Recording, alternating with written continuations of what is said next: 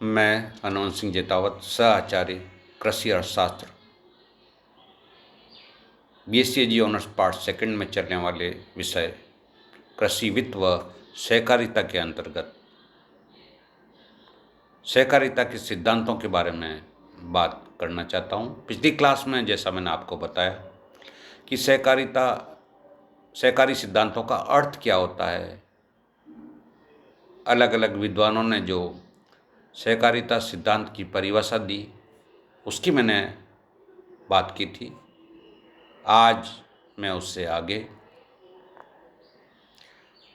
अंतर्राष्ट्रीय सहकारिता कांग्रेस ने जो PD कर्वे की अध्यक्षता में एक समिति बनाई थी, उनको एक काम दिया था कि आप सहकारिता के मूलभूत सिद्धांत या बातें क्या क्या होनी चाहिए जिससे किसी भी संगठन को सहकारिता के आधार पर चलाया जा सके और जिनको हम ये कह सकें कि ये सहकारिता के मूलभूत सिद्धांत है।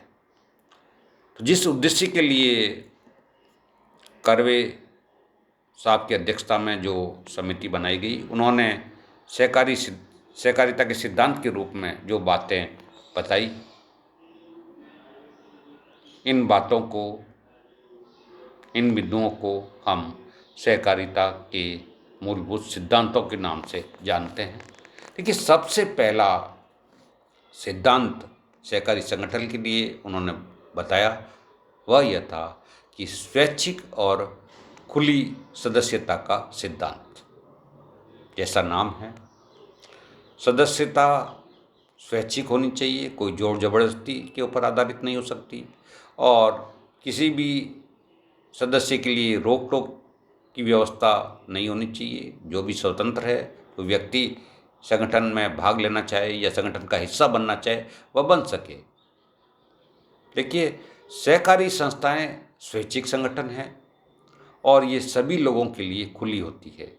जो इनसे सेवा लेने के योग्य है वह सदस्यता का उत्तरदायित्व स्वीकार करने की इच्छा रखते हैं। इनमें लिंग, समाज, जाति, राजनीतिक व धार्मिक भेदभाव नहीं किया जाता है।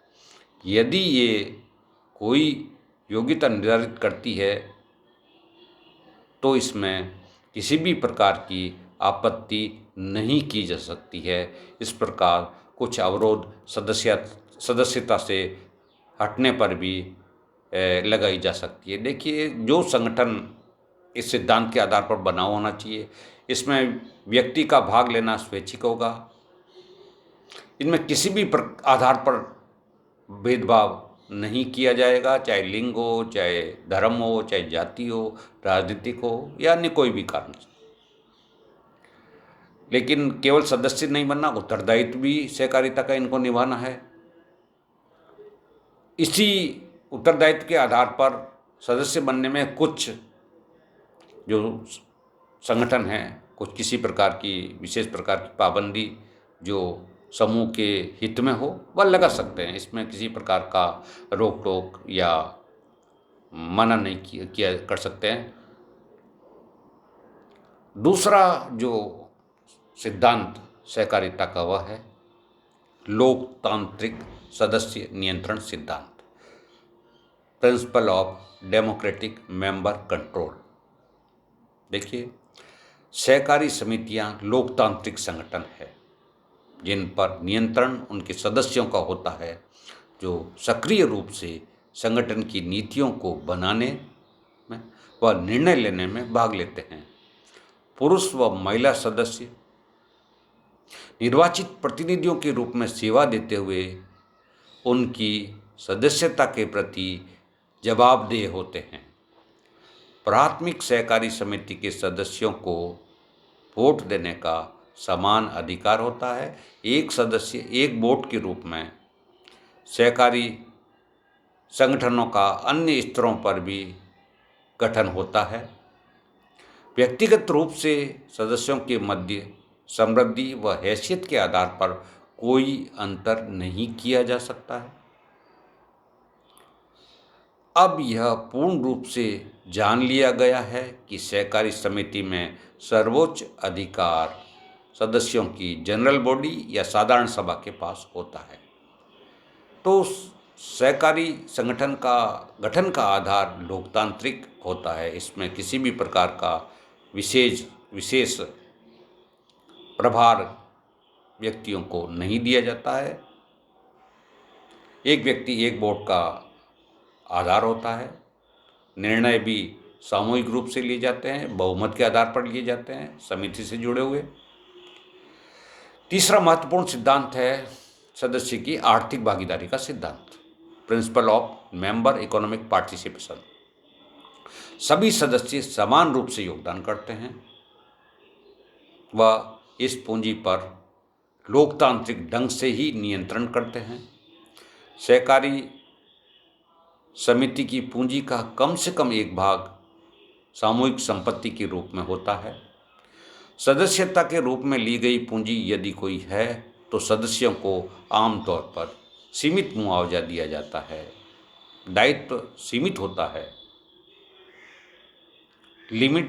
लिमिटेड कंपनी के आधार पर सहकारी संगठन कार्य करते हैं। सामान्यतया सदस्य अधिशेष का उपयोग निम्न कार्यों में आवंटित कर सकते हैं: उनकी संपत्ति के विकास के लिए, संभवतः सुरक्षित भंडार के रूप में, जिनका कम से कम एक हिस्सा अविभाज्य होगा, मतलब है उसको सुरक्षित रूप से रखेंगे, उसका बंटवारा नहीं किया जा सकता है। सदस्यों को समिति के साथ लेन देन के अनुपात के अनुसार लाभ पहुंचाया जाता है। साथ ही उन सभी कार्यों के लिए भी जो सदस्य द्वारा सहमति दी गई हो।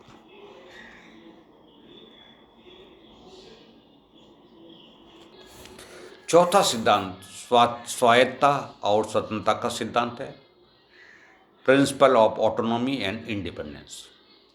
सहकारी संगठन स्वायत्त स्वयं सहायता के आधार पर कार्य करने वाला संगठन है जो उसके सदस्यों द्वारा नियंत्रित होता है। यदि ये संगठन किसी अन्य संगठनों जिनमें सरकार या अन्य स्रोतों से पूंजी प्राप्त करने के लिए सहमति देते हैं तो वो ऐसा कर सकते हैं, बशर्ते वे लोकतांत्रिक नियंत्रण व सहकारी स्वायत्तता को बनाए रखने की गारंटी देते हैं। देखिए, इसमें सदस्यों की सामूहिक सहमति जरूरी है, उसी के आधार पर ये सब कार्य होता है। पांचवा सिद्धांत जो पीडी कर्वे ने रखा हुआ था, शिक्षा, प्रशिक्षण और सूचना का सिद्धांत, principle of education, training and information. सहकारी समितियों को उनके सदस्यों को, चुने हुए प्रतिनिधियों को, प्रबंधकों को व कामगारों को सहकारिता की शिक्षा, प्रशिक्षण व सूचना उपलब्ध करानी चाहिए ताकि ये सहकारिता के बारे में जागरूक बनकर प्रभावशाली ढंग से उनके सहकारी संगठन का विकास कर सके। साथ ही वे सामान्य लोगों, नई पीढ़ी व समाज के लोगों को सहकारिता से होने वाले लाभों की प्रकृति के बारे में बता सके। देखिए, सहकारी संगठन में जो लोग शामिल है उनका प्रशिक्षण बहुत ही आवश्यक है। उनके मस्तिष्क में सहकारिता के बारे में बिल्कुल साफ स्पष्ट पिक्चर होनी चाहिए, तभी वो सहकारी संगठन का उद्देश्य लेकर जो बनाया गया है उसको वह पूरा करने में अपना संपूर्ण योगदान दे सकते हैं। छठा सिद्धांत पीडी कर्वे का है सहकारिता के मध्य सहयोग का सिद्धांत, principle of cooperation among cooperatives. सहकारिता अपने सदस्यों की बहुत ही प्रभावशाली ढंग से सेवा करती है। वह स्थानीय निकायों, राष्ट्रीय, क्षेत्रीय व अंतर्राष्ट्रीय स्तर पर सहकारी संस्थाओं के साथ कार्य करके सहकारी आंदोलन को मजबूती प्रदान करती है। यह सिद्धांत मुख्यतः लाभ साझा करने व स्वयं सहायता द्वारा साधनों को संग्रहित करने के लिए सहकारी समितियों में पारंपरिक संयोग से संबंधित है। सहकारिता से तात्पर्य एक उद्यम से है जो व्यक्ति सह वित्तीय रूप से कमजोर लोगों का है। ये लोग साधनों के उपयोग का लाभ नहीं ले सकते हैं जो धनवान लोग अपने साधनों व संबंधों से प्राप्त करते हैं। अपनी कमजोरी को शक्ति में बदलने के लिए ये सहकारिता के माध्यम से अपने सभी साधनों को एक साथ लाते हैं व आपसी लाभ प्राप्त करने के लिए मिलकर कार्य करते हैं। आपसी सहयोग को ही स्वयं सहायता या सेल्फ हेल्प कहते हैं। सातवां सिद्धांत सहकारिता का सिद्धांत था समुदाय के लिए चिंता का सिद्धांत। Principle of concern for community. सहकारी समितियां उनके सदस्यों द्वारा अनुमोदित नीतियों के माध्यम से अपने समुदायों के सतत विकास के लिए कार्य करती है। सहकारिता सिद्धांत का आधार सामूहिक सोच है। सदस्य अपने व्यक्तिगत हित के लिए चिंतित नहीं रहते हैं बल्कि समूह के हित के लिए चिंतित रहते हैं। तो ये सातवां सिद्धांत समुदाय के लिए चिंता का सिद्धांत रखा गया। आठवां सिद्धांत रखा गया सेवा का सिद्धांत। सहकारिता का मुख्य उद्देश्य अपने सदस्यों की ज़रूरतों को पूरा करना है। व्यावसायिक संगठनों के विपरीत सहकारी संगठनों का व्यावसायिक रूप लाभ उन्मुख होने के बजाय सेवा उन्मुख होकर कार्य करता है।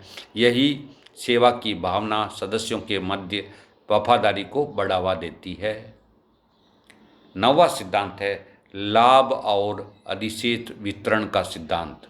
व्यापारी संगठनों की तरह मुनाफा कमाने की सहकारी संगठनों की रुचि नहीं होती है, लेकिन उन्हें कुशल कार्य के माध्यम से उन्हें न्यूनतम लाभ पर चलाना आवश्यक है। सहकारिता में 25% राशि सुरक्षित भंडार के रूप में रखी जाती है व 75% लाभ की राशि को हिस्सा राशि के रूप में सदस्यों के योगदान के अनुसार उनके मध्य में बांट दिया जाता है। 10वां सहकारिता का सिद्धांत है बचत का सिद्धांत। सहकारिता के उद्देश्य में सदस्यों के मध्य बचत की आदत व बचत की प्रवृत्ति के विकास को अवश्य सम्मिलित किया जाना चाहिए। बचत व सेवा सहकारिता के विभिन्न अंग हैं। सदस्य जो सहकारिता के अंदर उनके रुपए को बचत के रूप में जमा करने के लिए प्रोत्साहित किया जाए, सदस्यों को बचत के रूप में प्रोत्साहित किया जाना चाहिए। बचत स्वयं सहायता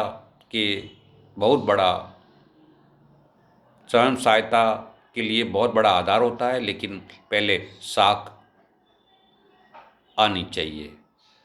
सदस्यों को साख स्वीकृति में इन सदस्यों को प्राथमिकता मिलनी चाहिए जिन्होंने बचत की है और बचत करके संगठन के अंदर जमा कराया है। 11वां सिद्धांत प्रचार का सिद्धांत है। सहकारिता को अपने सदस्यों को बताने के लिए ईमानदारी से प्रयास करना चाहिए। समाज के साथ किए गए व्यवहार के बारे में सभी बातें सार्वजनिक करनी चाहिए। जो लोग सहकारी संगठन के हिस्सा नहीं हैं उनके बीच में भी सहकारिता के लाभों की सूचना समय पर पहुंच। 12वां सिद्धांत है मानद सेवा का सिद्धांत, जिसको अपन प्रिंसिपल ऑफ ऑनररी सर्विस कहते हैं। ये मानस सदस्य सरल रूप से सहकारी समिति के संचालन कार्यों की निगरानी व निर्देश देने का कार्य करते हैं, लेकिन समिति में दक्षता के लिए कुशल सचिव को वेतन देकर कार्य कराने की भी आवश्यकता होती है। जिस समिति की शुरुआत गरीब सदस्यों से होती है उस समिति में मानद सदस्यों को कार्य की देखरेख के लिए रखना चाहिए, क्योंकि ऐसी सहकारी समितियां वेतन देकर अपने कार्यालय कामगारों की नियुक्ति नहीं कर सकती है। ये 12 सिद्धांत जो पीडी कर्वे ने सहकारिता के सिद्धांत के नाम से बनाए उसकी बात की है। कुछ ऐसी सूक्तियाँ जो स्वयं सिद्ध है अपने आप में। देखिए, आयरिश सहकारिता आंदोलन के जनक सर हॉरेस प्लुनकेट ने सहकारिता को 3 प्रसिद्ध सूक्तियों के रूप में बांध दिया। पहला उन्होंने बताया बेहतर खेती, बेटर फार्मिंग। इसका अर्थ है आवश्यक तकनीकी के उपयोग में लाने से फार्म व्यवसाय में बेहतर उत्पादन दिलाकर किसान की सहायता करना। किसान का अधिक उत्पादन व उत्पादकता प्राप्त करने का उद्देश्य तभी पूरा हो सकता है जब उसे सही मात्रा में आवश्यक साधन सही समय पर उपलब्ध हो। ऐसा करने के लिए संस्थागत अभिकरण होने चाहिए जो किसान को सही समय पर आवश्यक पूंजी को उपलब्ध करा सके। एक अच्छी तरह से विकसित सहकारी तंत्र किसान की इन आवश्यकताओं को आसानी से पूरा कर सकता है। दूसरा उन्होंने बताया बेहतर व्यवसाय, बेटर बिजनेस। साधनों की खरीद के साथ ही साथ उत्पाद के विपणन में भी किसानों का अच्छा सौदा होना चाहिए। किसानों के प्रयास तभी फलीभूत होंगे जब उन्हें दक्ष विपणन व्यवस्था सुलभ हो। किसान की समूह के रूप में कार्य करने से अकेले कार्य करने की अपेक्षा अधिक सौदेबाजी क्षमता प्राप्त होती है। अतः सहकारी समितियां उचित दर पर साधनों को किसानों को उपलब्ध कराती है व उनके उत्पादों को प्रोत्साहित करने वाली कीमतों पर विपणन करने की व्यवस्था करती है। तीसरी बात उन्होंने बताई बेहतर जीवन, बेटर लिविंग। इसका अर्थ है कि सहकारी संस्थाएं उपभोक्ता वस्तुओं की आपूर्ति भी अपने सदस्यों को उचित कीमत पर करती है। ये उपभोक्ताओं को बाजार कीमत से कम कीमत पर वस्तुएं देकर उनकी सहायता करती है। एक अच्छी व सफल सहकारी समिति विपणन में भी बिचौलियों के आने से रोकती है या संभव नहीं हो तो उनकी संख्या को कम कर देती है, विशेषकर निजी व्यापारियों को अवांछित लाभ लेने से रोकती है।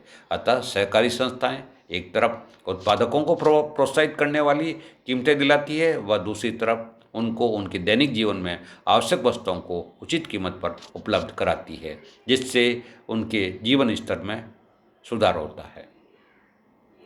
देखिए, सहकारिता से मनुष्य में नैतिक मूल्यों का विकास होता है, क्योंकि सहकारिता का आधार निम्न मूल्य होते हैं: स्वयं सहायता, स्वयं का उत्तरदायित्व, लोकतंत्र, समानता, विवाद व पक्षपात रहित होना व एकजुटता। सहकारी सदस्यों को निम्न नैतिक मूल्यों पर विश्वास होता है, जैसे ईमानदारी, खुलापन, सामाजिक दायित्व और दूसरे का ध्यान रखना, समीपता आदि। तो आज मैंने यह आपको सहकारिता के जो सिद्धांत थे उनके बारे में बात की। धन्यवाद।